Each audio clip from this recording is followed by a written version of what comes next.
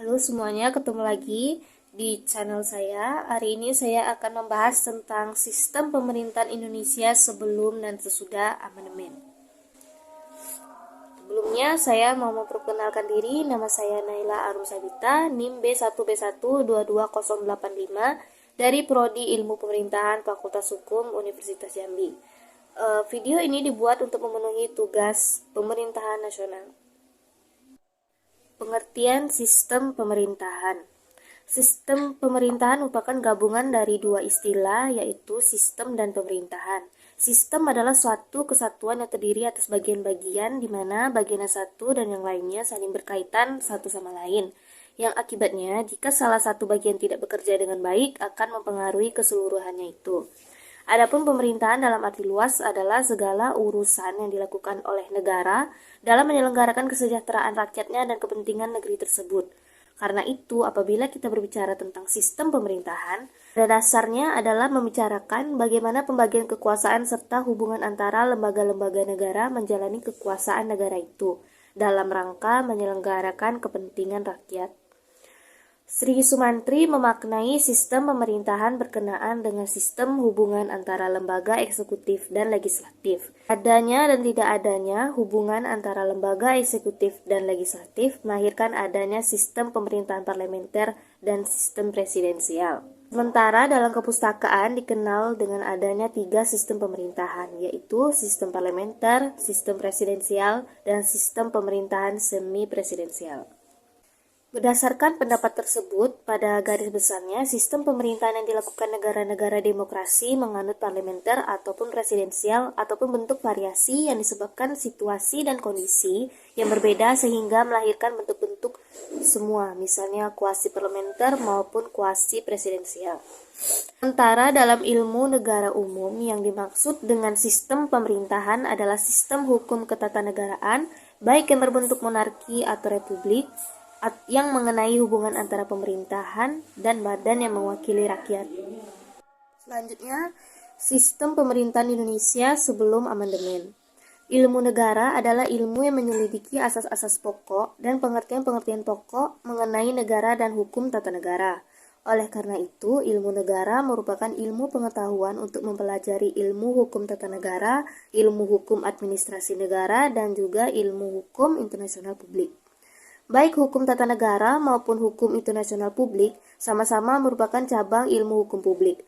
Akan tetapi, objek perhatian hukum internasional publik sangat berbeda dengan objek perhatian hukum tata negara yang hanya mempelajari negara dari struktur internalnya.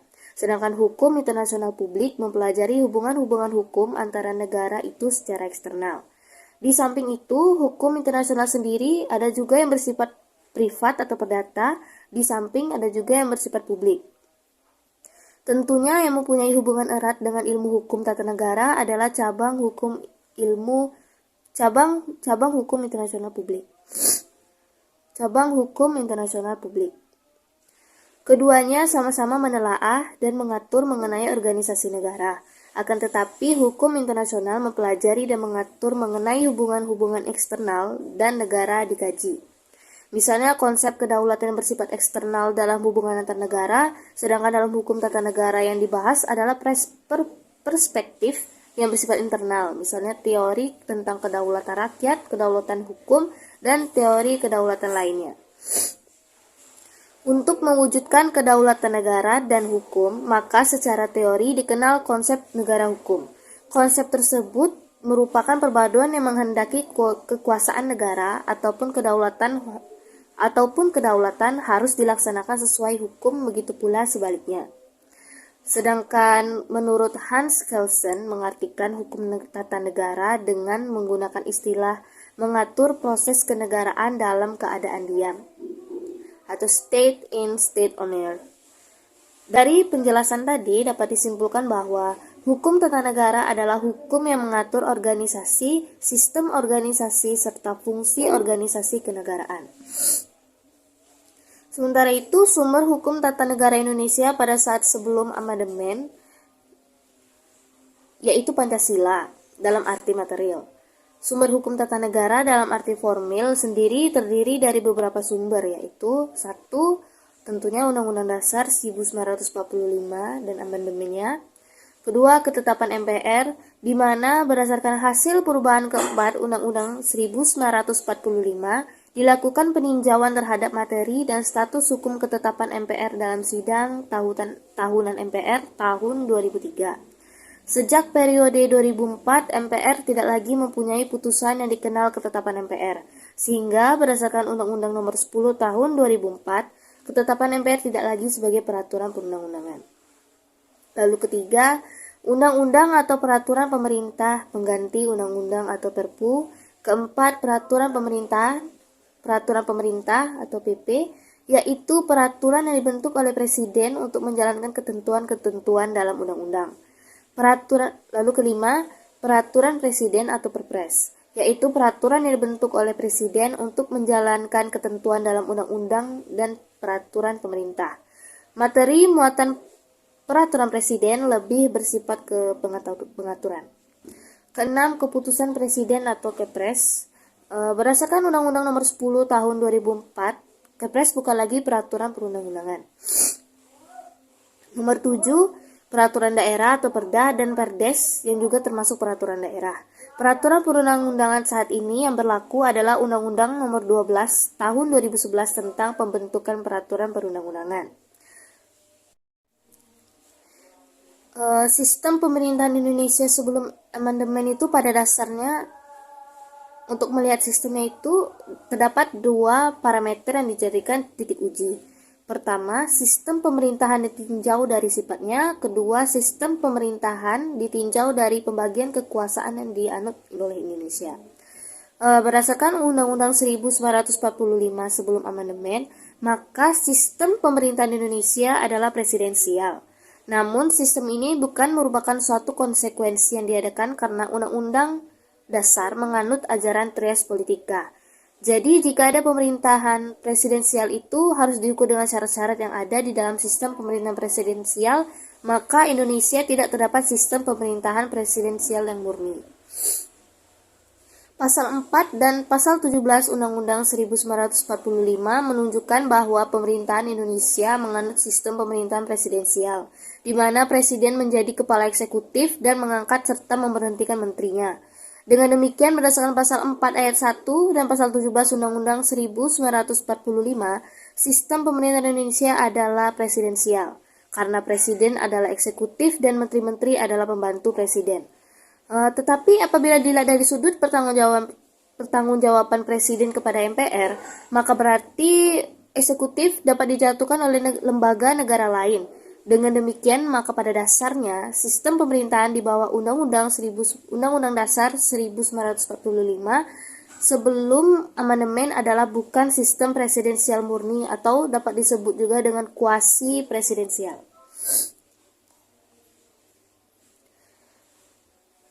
Secara umum, sistem pemerintahan Indonesia menganut sistem presidensial.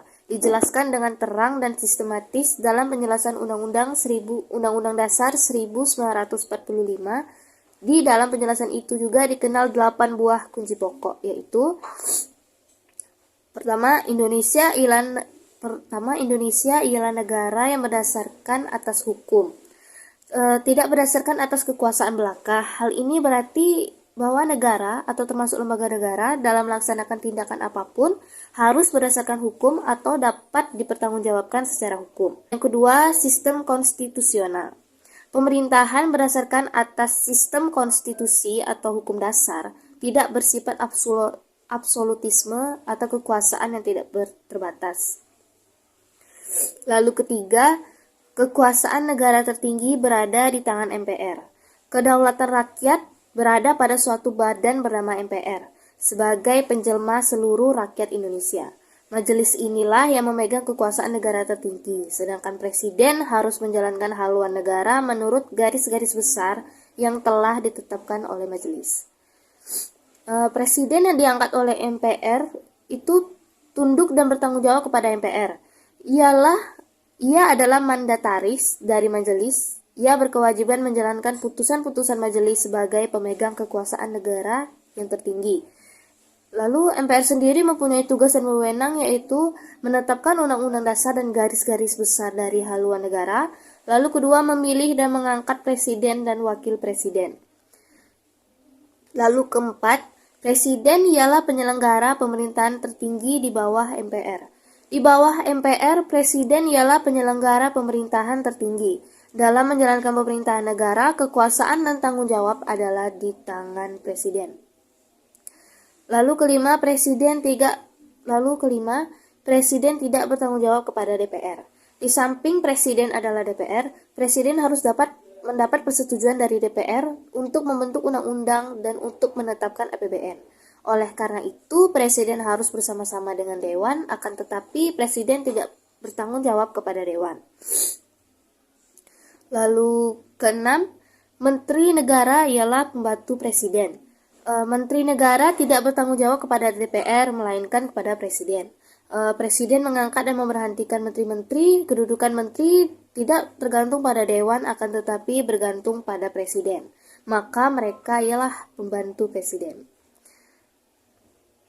Kritik yang sering ditemukan berkaitan dengan sistem pemerintahan Indonesia sebelum amandemen Undang-Undang 1945 adalah bahwa sistem pemerintahan tersebut kurang demokratis karena tidak mengikuti trias politika, yaitu pembagian kekuasaan yang ketat.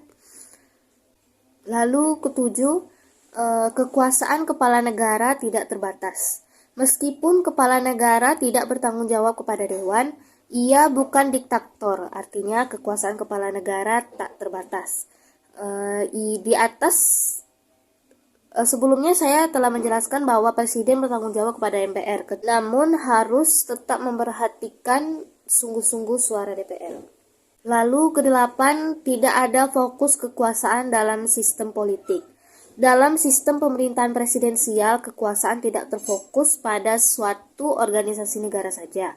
Karena negara yang menganut sistem presidensial pada umumnya menganut ajaran pembagian atau pemisahan kekuasaan. Lalu selanjutnya, sistem pemerintahan Indonesia setelah amandemen. Dalam kurun waktu 1999 sampai 2002, Undang-Undang Dasar 1945 mengalami 4 kali perubahan atau amandemen yang ditetapkan dalam sidang umum dan sidang tahunan MPR.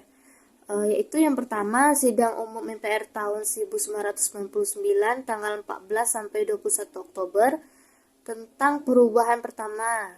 Lalu kedua, sidang tahunan MPR tahun 2000 dari tanggal 17 sampai 18 Agustus tentang perubahan kedua. Lalu ketiga, sidang tahunan MPR tahun 2001 tanggal 1 sampai 9 November 2001. Lalu keempat, sidang tahunan MPR tahun 2002 dari tanggal 1 sampai 11 Agustus. Lalu sistem pemerintahan Indonesia setelah amandemen adalah sebagai berikut. Pertama, Indonesia adalah negara hukum. Elemen asas legalitas juga merupakan bentuk pembatasan kekuasaan negara karena asas legalitas menyatakan bahwa setiap tindakan penyelenggara negara harus berpedoman kepada hukum atau undang-undang. Lalu kedua, sistem konstitusional. Konstitusional memiliki dua macam pengertian, yaitu pengertian dalam arti luas dan pengertian dalam arti sempit. Pengertian dalam arti luas yaitu kaidah-kaidah hukum dan sosial yang menjadi pedoman dalam bernegara.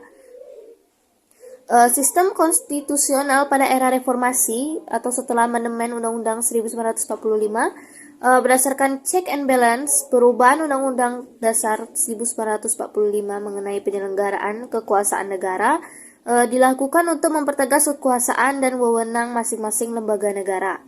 Mempertegas batas-batas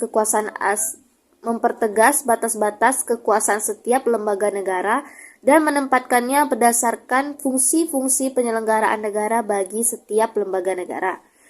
Sistem yang hendak dibangun adalah sistem check and balance, yaitu pembatasan kekuasaan setiap lembaga negara oleh Undang-Undang Dasar. Tidak ada yang tertinggi dan tidak ada yang rendah. Semuanya sama diatur berdasarkan fungsi masing-masing. Lalu ketiga, sistem pemerintahan. Sistem ini tetap dalam sistem pemerintahan presidensial. Bahkan mempertegas sistem presidensial itu sendiri, yaitu presiden tidak bertanggung jawab kepada parlemen, akan tetapi bertanggung jawab kepada rakyat dan senantiasa dalam pengawasan DPR. Presiden hanya dapat diberhentikan dalam masa jabatannya karena melakukan perbuatan melanggar hukum yang jenisnya telah ditentukan dalam Undang-Undang Dasar atau tidak lagi memenuhi syarat sebagai presiden. DPR dapat mengusulkan untuk memberhentikan presiden dalam masa jabatannya manakala ditemukan pelanggaran hukum yang dilakukan presiden sebagaimana ditentukan dalam Undang-Undang Dasar 1945. Lalu keempat, kekuasaan negara tertinggi ada di tangan MPR. Sesuai pasal 2 ayat 1 bahwa MPR terdiri dari anggota DPR dan anggota Dewan Perwakilan Daerah atau DPD. MPR berdasarkan pasal 3 mempunyai wewenang dan tugas yaitu mengubah dan menetapkan undang-undang, melantik presiden dan atau wakil presiden, dapat memberhentikan presiden atau wakil presiden dalam masa jabatannya menurut Undang-Undang Dasar. Lalu kelima, presiden ialah penyelenggara pemerintah tertinggi menurut Undang-Undang Dasar. Masih relevan dengan jiwa pasal 3 ayat 2, pasal 4 ayat 1, dan ayat 2 di mana presiden adalah kepala negara sekaligus kepala pemerintah. Pada awal reformasi, presiden dan wakil presiden dipilih dan diangkat oleh presiden. Atau pada pemerintahan B.J. Habibie, Abdurrahman Wahid, dan Megawati Soekarno Putri untuk masa jabatan 5 tahun. Tetapi sesuai dengan amandemen ketiga Undang-Undang Dasar 1945, tahun 2001, presiden dan wakil presiden akan dipilih secara langsung oleh rakyat dalam satu paket. Lalu keenam, presiden tidak bertanggung jawab kepada DPR. Dengan memperhatikan pasal-pasal tentang kekuasaan pemerintahan negara atau presiden dari pasal 4 sampai pasal 16 dan Dewan Perwakilan Rakyat pasal 19 sampai 22B, maka ketentuan bahwa presiden tidak bertanggung jawab kepada DPR masih relevan. Sistem pemerintahan negara Republik Indonesia masih tetap menerapkan sistem presidensial. Dalam sistem presidensial, presiden bertanggung jawab langsung kepada rakyat. Lalu ketujuh, menteri negara ialah pembantu presiden dan tidak bertanggung jawab kepada DPR. Presiden dibantu oleh menteri-menteri negara. Menteri-menteri diangkat dan diberhentikan oleh presiden yang pembentukan, pengubahan, dan pembubarannya diatur dalam undang-undang.